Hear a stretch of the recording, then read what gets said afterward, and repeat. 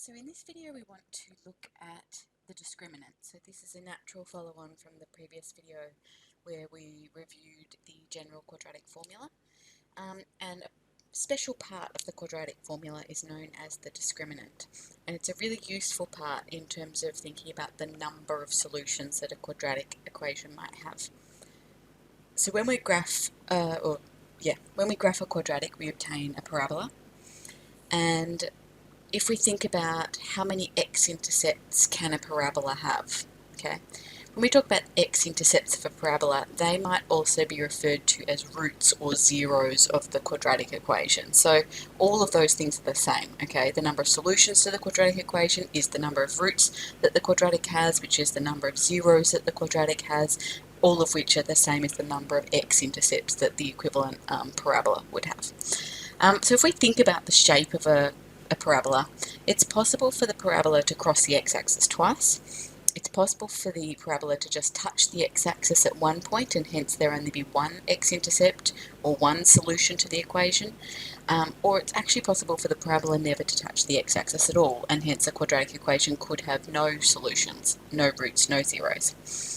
And so it's possible to establish how many x-intercepts a parabola will have or how many solutions or roots or zeros a quadratic equation will have by considering a special part of the quadratic formula called the discriminant.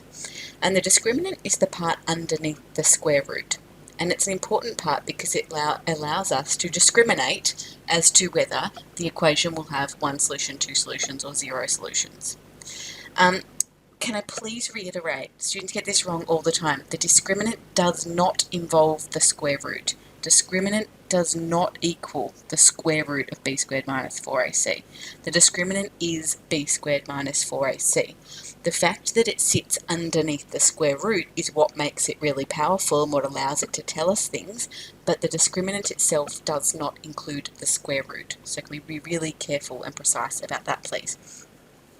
So, as I said, the fact that this discriminant, the value that we get when we calculate the discriminant, sits under the square root is what enables us to use it to determine how many solutions the equation will have. So we know from the previous video that when we solve an equation, ax squared plus bx plus c equals 0. Now we might just be solving an equation, or we might be solving that equation with the aim of finding the x-intercepts of the parabola y equals ax squared plus bx plus c. Regardless of the reason for solving that equation, when we solve that equation, the solutions are x equals negative b plus or minus the square root of b squared minus 4ac all over 2a. That's the quadratic formula. We introduced that in the previous video. Go back and have a look at that if that's news to you at this point. So, as I said, the bit underneath the square root, we call that the discriminant. We denote that with this triangle, b squared minus 4ac, or delta. And if that value, the discriminant, is a negative value, i.e., if the discriminant is less than 0, what would then happen is we would be taking the square root of a negative number, which is not possible. Okay, it's not possible to take the square root of a negative value, and that's because it's not possible to square something and get a negative. Okay, if you square a positive value, it's positive. If you square a negative value, it's also positive. And so it's not possible to obtain a negative value by squaring, and therefore it's impossible to take the square root of a negative value. So if the discriminant is a negative value, because in the quadratic equation it's underneath the square root and we would need to be able to take the square root of that value, that's not possible, and all of a sudden our whole expression for the solutions becomes undefined, and therefore there are no solutions to the equation. Okay, so if the discriminant is less than 0, then ax squared plus bx plus c equals 0 has no real solutions. Okay. We do make that distinction of no real solutions. You might say, well, what are not real solutions? But there are imaginary solutions. If you do specialist maths, you'll learn about imaginary numbers. So technically speaking, it is that there are no real solutions. But for all intents and purposes in our world of maths methods, where real numbers are our entire world, it means that there are no solutions. Okay. If the discriminant is equal to 0, then our solution is going to become, so if the discriminant equals 0, we're going to put that in there, And the solutions are going to become x equals negative b plus or minus the square root of 0 over 2a. And the square root of 0 is 0. So regardless of whether we are adding or subtracting it to negative b, we still only have negative b. And so the plus minus is what potentially creates the two solutions. And if it's plus or minus 0, we therefore don't have the two solutions. And we've just got this one solution. And actually we can tell what the solution is. It will be negative b on 2a. Okay, so if the discriminant is equal to 0, then ax squared plus bx plus c equals 0 has one solution, and that solution is x equals negative b over 2a. Should probably say one real solution. Let's just add that in there. One real solution, which is x equals negative b on 2a. That's also an important value. We talked about that as being about the axis of symmetry in the previous video. And therefore it makes sense that if the parabola only has one x-intercept, that x-intercept is the axis of symmetry, because the only way we get one x-intercept with a parabola is if it is the turning point that's on the x-axis. Okay. If the discriminant is bigger than 0, then we have no issues. Our whole quadratic formula is standing up. Okay. If we substitute a positive value in underneath the square root, when we take the square, we can take the square root of a positive value. When we take the square root, we need to consider that we get plus or minus that value, and so that's when we're going to get two solutions. Okay, then ax squared plus bx plus c equals 0 has two real solutions, and those solutions are x equals negative b plus or minus the square root of our discriminant all over 2a.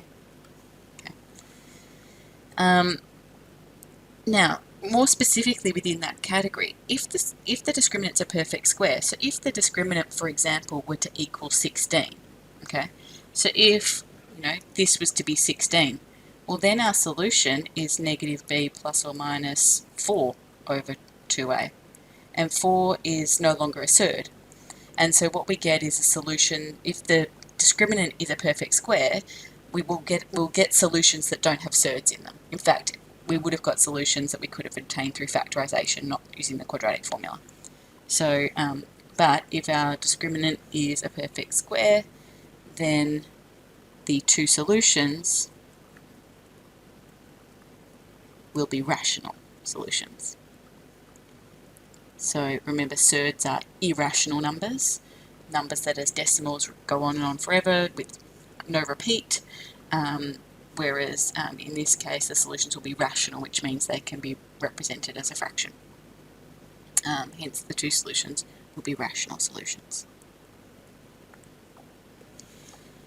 Okay, so let's have a look at a couple of simple examples, but realistically the discriminant is not really used for finding how many x-intercepts a parabola will have. We'll have a look at some more typical kind of methods, examples that involve using the discriminant, and there'll be some more examples in the next section, the next video as well. So example 1 says state the number and nature of the roots of each of the following quadratics. Then by nature they're just referring to whether they are real or rational. It's just about adding in that word as part of your statement. Okay, so we want to state the number and nature of roots for each of the following quadratics. So we want to think about calculating the discriminant first. Okay, you can just launch into using the quadratic formula and then see what happens with the discriminant, but you don't make any extra effort by just calculating the discriminant separately first, because then if it is a positive value, you can sub it straight into your quadratic formula and you pretty much got your answer straight away. So there's nothing to lose by calculating the discriminant before launching into the quadratic formula. In fact, by calculating the discriminant first, it means that if it is negative, you then don't have to do anything further. Or if it is 0, you can really pretty much go straight to the answer. So our discriminant is b squared minus 4ac. In this quadratic, actually let's note that before we do that, a is 4, b is negative 4, and c is 1. So our discriminant is going to be b squared, which is negative 4 squared, minus 4 times a, which is positive 4, times c, which is 1. So we've got negative 4 all squared, so that will be positive 16. Take away 4 times 4 times 1 is also 16, and so our discriminant is 0, okay? And so therefore we have one real solution, and it doesn't actually ask us to find the solution, but it's going to be easy enough for us to do that. One real solution, which will just be negative b on 2a, so negative 4 on 2 times 4, which will be positive 4 on 8, which will be 1/2. So that will be our only solution.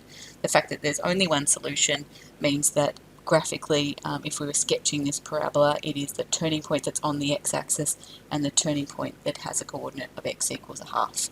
So, we know a lot already about what this is going to look like. Okay, question part B. So in this quadratic, a is equal to 2, careful here. So this is 2x squared plus 5x take away 3. The terms aren't written in order, so just watch what a and b and c are. So b is actually 5 and c is negative 3. So our discriminant is b squared, which is 5 squared, minus 4 times a, which is 2, and times c, which is negative 5. So that is 25. Now we're going to have minus, 4 times 2 is 8, and times 5 is 40, but we've got minus minus, so it's plus 40 there. And then 25 plus 40 is 65. So it is a positive number, but it's a square number. Okay. 64, sorry, I wrote 64, but it should be 65, which is not a square number. So we're going to have two real solutions, but they're going to be irrational solutions. Okay, so irrational is a more precise way to describe a number than real, so I'm going to say two irrational solutions. So they'll only be rational solutions, that is solutions without surds involved, if the discriminant is a square number. If the discriminant is not a square number, then the solutions will have surds involved, and so therefore they will be irrational solutions. Okay. In fact, we could probably say this one should really be, it'll always be a rational solution. Again, that's a more precise descriptor than a real number. We'll talk a bit more about number systems in the next topic, but basically any number that you can draw on the number line is a real number.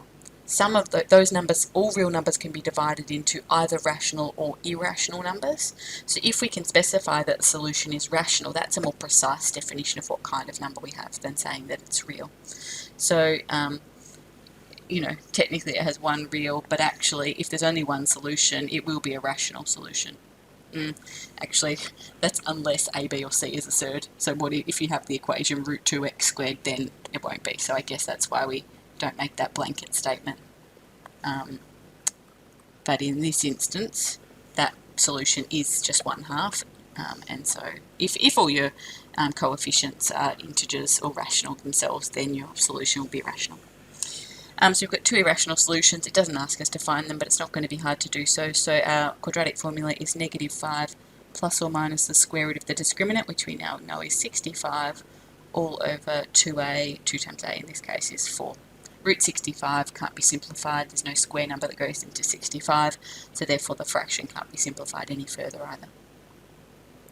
Okay, example 2 is a more typical example where you will need to use the quadratic, the discriminant. So it's not just going to be a question that says, tell me how many solutions this has, because you can tell me how many solutions it has just by solving it. Okay, it doesn't force you to understand how to use the discriminant. Equally though, we're not trying to force you to use the discriminant. It's a genuinely useful tool in problems such as this. Okay, I really want you to try and draw that connection in your mind, because this will come up, the need for the discriminant will come up in lots of situations, and I find that students don't tend to think of it. So I really want you to draw that connection in your mind between discriminant, number of solutions of a quadratic, discriminant, number of solutions of quadratic. So if my question depends on me thinking about how many solutions a quadratic has, or restricting how many solutions a quadratic can have, then I want to be thinking about using the discriminant. Okay, that you want to try and create that connection in your brain. Okay, so here we have a quadratic, x squared plus 4mx minus 4 times m minus 2. Okay, so we've got unknown coefficients in this quadratic. They're connected though. We've only got one unknown variable, m, but we want to find the value or values of m for which this quadratic equation has one solution, no solutions, or two distinct solutions. So the minute it's about number of solutions of a quadratic, we need to be thinking discriminant. Okay, number of solutions of a quadratic equation.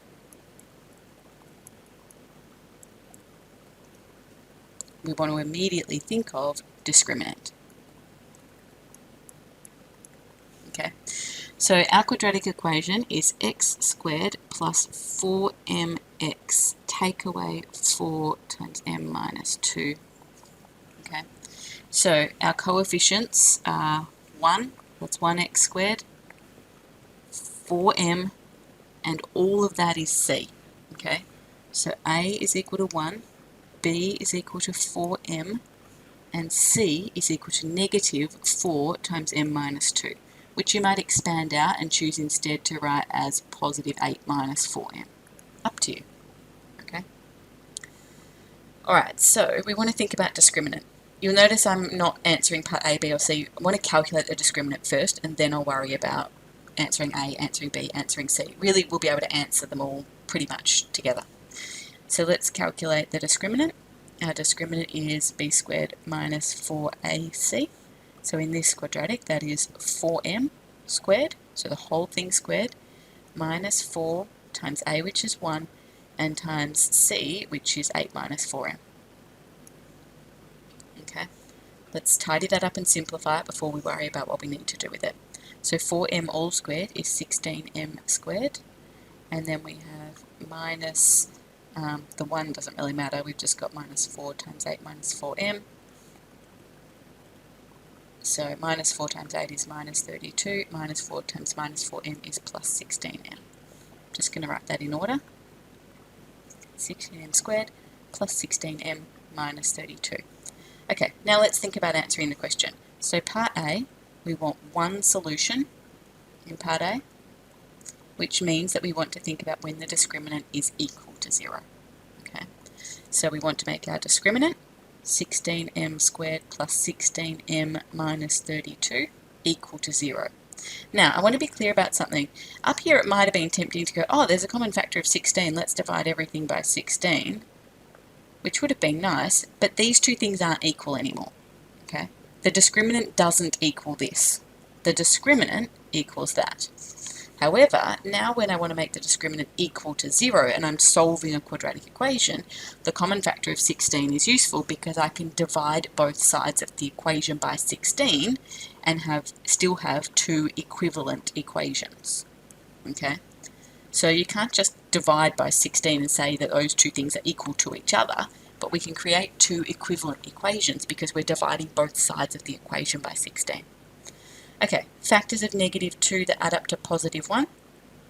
That's going to be m plus 2, m minus 2. Okay, so that's going to be when m equals negative 2, sorry, m minus 2, m plus 2, m minus 1, my apologies. So m equals negative 2 or 1.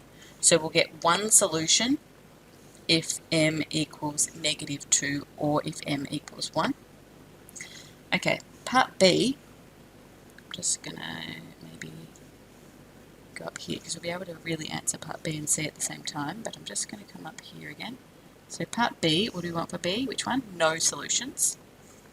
Okay, so part B, we want no solutions, which means that is when the discriminant is negative. So our discriminant is 16m squared plus 16m minus 32 has to be less than 0. Again, we can divide both sides of that inequality by 16 and therefore maintain an equivalent inequality. M squared plus m minus 2 is less than 0. So that's a quadratic inequality to solve. And if you watched 2 videos ago, solving quadratic inequalities, we must consider a graph. So we remember that this is essentially asking us, where does the graph of y equals that intersect, or not intersect in this case, sit below the graph of y equals 0, which is the x-axis. Okay, so we want to think about sketching the graph of y equals m squared minus m plus m equals 2. Okay, I'm not going to introduce y, we're just going to call it the discriminant. So we want to sketch the graph of the discriminant. Now we've already calculated where the m-intercepts of the discriminant are, because we've solved it equal to 0 down here in part A. So we know it's got intercepts when m equals -2 and 1. So we know the parabola, and again, remember, it doesn't need to be a perfectly precise parabola. It's just a rough sketch that gives you the sense of which way up does it go and where are the x-intercepts, okay? The x-intercepts are at 1 and -2. So this is the graph of the discriminant versus m, okay? This is not a graph of this quadratic. I want to be really clear about that. This is the graph. This isn't x versus y. This is discriminant versus m, okay? We've sketched the graph of discriminant equals 16m squared plus 16m minus 32, okay? So we're not even sketching this graph. We're sketching, although it's the same, it's essentially the same graph, okay? We're actually, because they're going to have the same x-intercepts, okay? The x-intercepts of this are the x-intercepts of this. They're the same equation. The 16 will just mean it's, you know, more dilated, but in terms of answering the inequality, it's still the same question. Okay, so we've got our discriminant. We want to know where that discriminant is less than 0. Okay, so perhaps I'm going to remove that line just because I don't want to add confusion. We are looking at where the discriminant is less than 0. Okay, and in order to sketch the discriminant, we needed to find the x-intercepts, which we did over here. And we want to know where that's less than 0, so not at that point, but down here it's less than 0 and not at that point, okay? So obviously discriminant is less than 0 down here, but we want to know for which values of m is the discriminant less than 0. So that's these values, okay? So we know discriminant is less than 0 when m is between -2 and 1. Not equal to -2 because the discriminant equals 0 when m equals -2, but it is when m is between -2 and 1, not inclusive. So that's when we're going to get no solutions. Okay, so therefore no solutions when m is between -2 and 1. And then finally part C, we've got everything we need for part C. We want in part C 2 distinct solutions, okay? 2 solutions. That happens when our discriminant is positive. We've already got a graph, and so that is when 16m squared plus 16m minus 32 is bigger than 0. We've already got a graph describing the discriminant up here, and so the discriminant is bigger than 0 for these values, okay? So discriminant bigger than 0 up here, discriminant less than 0 down here. So the discriminant is bigger than 0 up here, and that is when m is less than -2 or bigger than 1. Okay. So that is bigger than 0. The discriminant is bigger than 0 when m is less than -2 or when m is bigger than 1. Okay. So therefore we get 2 solutions when m less than -2 or when m is bigger than 1. Okay. So this for 2 solutions, this for no solutions, and this in part A for 1 solution. Okay. So lots of things starting to come together here. This is where quadratic starts to get genuinely hard. We're bringing together our understanding of discriminant, our understanding of quadratic inequalities comes into the process of using the discriminant in questions such as these. I can't stress enough how common this sort of thing is, both in this kind of a question and also in other kind of contexts. We'll have a look at some more examples in the next lesson.